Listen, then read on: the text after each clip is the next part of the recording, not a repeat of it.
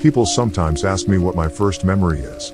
Invariably I lie, because I'm prone to avoid the explanation that comes with the truth. Maybe, from now on, if someone casually asks me what is your first memory, I will reach into my bag where there will be copies of this story and I will just hand one over. As they read it, their face will morph from confusion, into the furrowed brow of concern, and finally into the drop-jawed bewilderment that accompanies real fear. In passing, I tell people that my first memory was of me standing on a stool in front of my kitchen window. It was just after dusk in winter, and from where I stood, I could make out the black limbs of the skeletal beech tree that loomed from across the driveway. While that is indeed a real memory, it's not the first one. If you want to hear about that, here it is. There was an unfortunate series of incidences that happened in the town where I grew up during the summer of 1989. By incidences, I mean murders. I'm not talking about your run-of-the-mill bar brawl gone too far or an act of passionate revenge. No. The events that happened in Middleton were far more grotesque.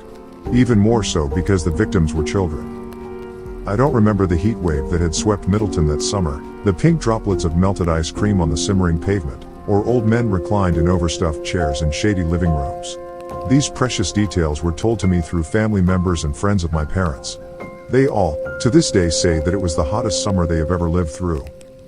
To make the weather even more unbearable, there were weekly brownouts that year due to some oversights at the electric plant in Salem. As a result, homes and businesses would go for hours at a time without air conditioning.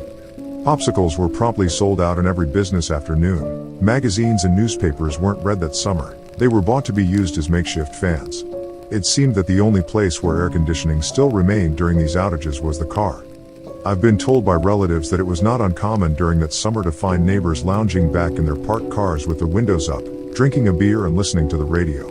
At times it was the only escape from the unbearable humidity and heat. That's why, when mothers would go shopping, it became impossible to pull their children from their cars. After all, the kids knew that the inside of whatever clothing or grocery store their mother had taken them to was probably as hot if not hotter than the parking lot. The coolest and best place to be was in the car, with the windows rolled up and that gentle whispering wind seeping through the vents. With this setting in mind, you can understand how Mr. Teeth, as he was later called by newspapers, had his pick of the litter, so to speak.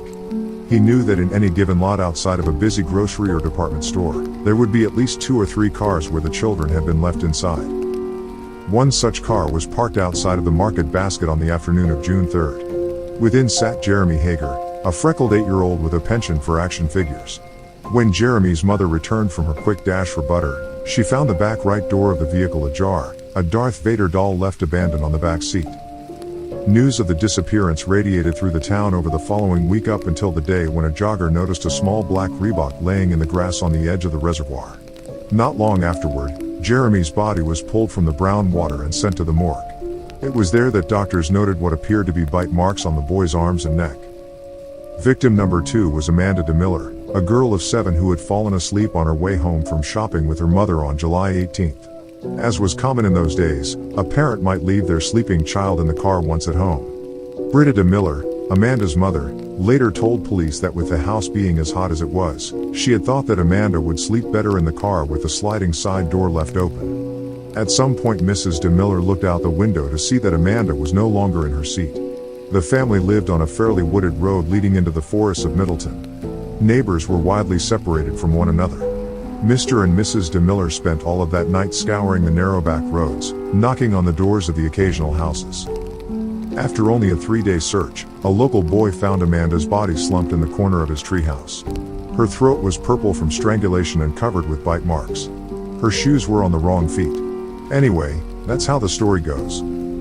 That brings us to my first memory. My parents have since placed the date of this memory to around the 3rd or 4th week of August. It had been about a month since Amanda DeMiller's murder, but no one had been apprehended. People in town were still on edge. It was at that time, one afternoon, when I sat in the front seat of my mom's rusty Toyota parked in the giant lot of Henry's grocery store.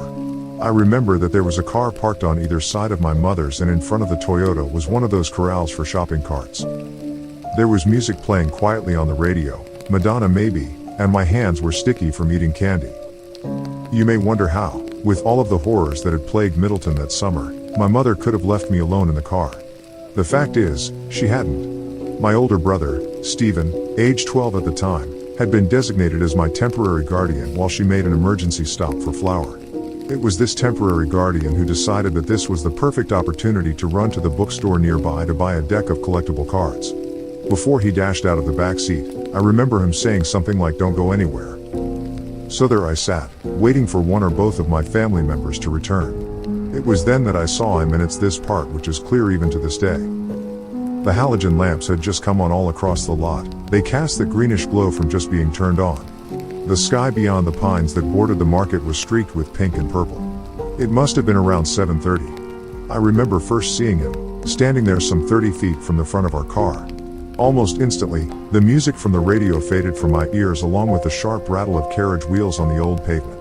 Transfixed, silent, I stared out the windshield at this lanky gaunt figure framed by pink and purple sky.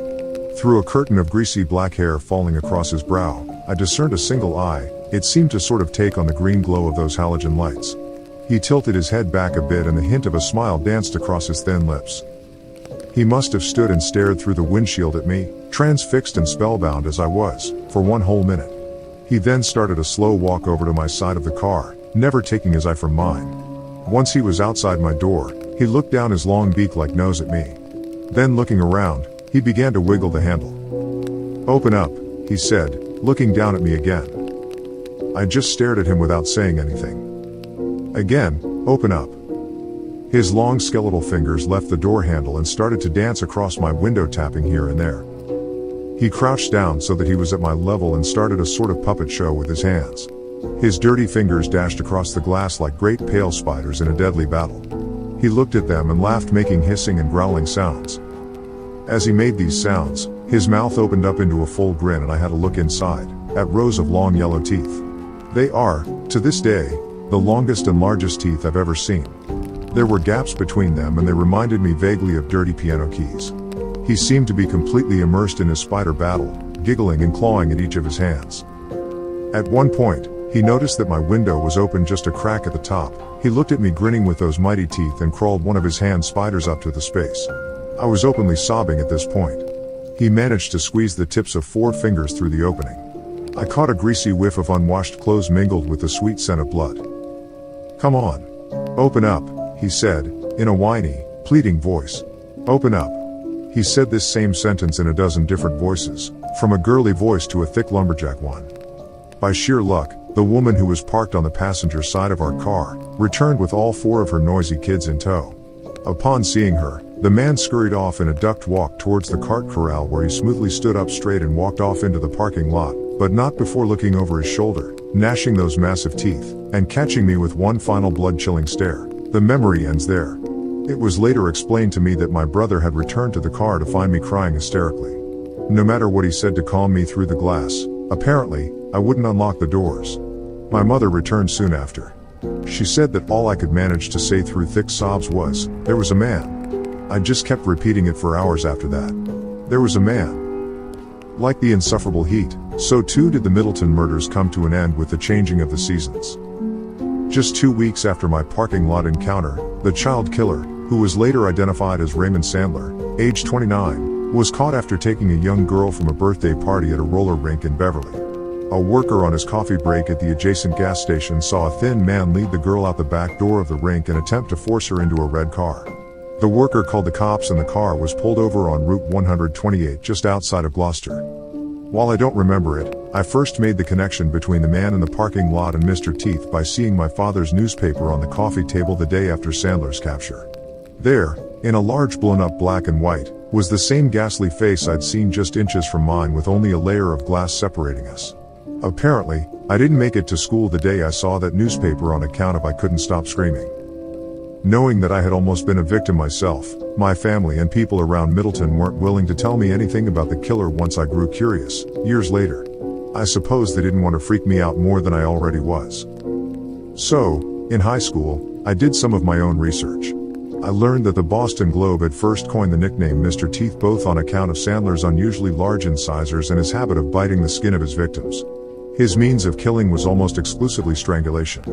Due to his being diagnosed with paranoid schizophrenia, Sandler was often delusional. As a result, his story regularly changed.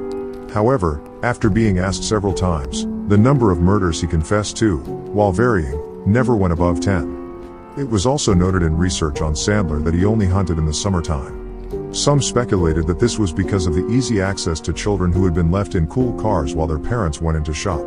Others suggested that the hot weather triggered something inside of Sandler, something that lay dormant during the fall and winter, then awoke once the temperature hit 80. Who can say? The years have softened that first memory a bit. I'm almost 40 now and, while that hideous grin isn't quite as distinct as it used to be, I still see it sometimes when I wake up at night, usually in the warmer months. Someday, one of my two girls, who know nothing of the summer of '89, may ask when they're older, "Hey, Dad? What's your first memory?" Maybe I'll tell them about the time I was on the stool in my kitchen looking out at the old beech tree. Or maybe I'll just say, teeth. I remember teeth.